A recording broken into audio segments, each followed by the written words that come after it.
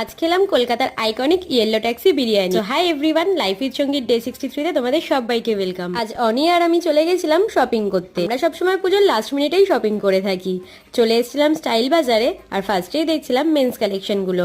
অনিরও এখানের men's collection খুব পছন্দ হয়েছিল। মেন্স কালেকশন থেকে ওর ড্রেস দেখে নেওয়ার পর চলে গেলাম কিডস কালেকশনে।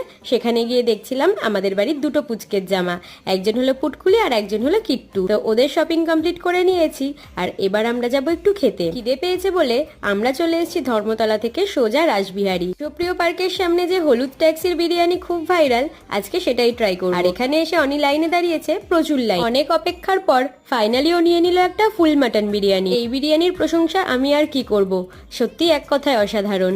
তারপর চলে এসেছিলাম লেক মলে, আর এখানে দেখা হয়েছিল বদ্দি ভাইদের সাথে। পুটকুলি এসেছিল ওর বাবা মায়ের সাথে শপিং করতে। পুটকুলি তো আমাদেরকে দেখে খুব খুশি। শপিং কমপ্লিট করার পর আমরা চলে গেলাম বাড়ি। আজকের মতন টাটা, দেখা হবে পরের ব্লগে।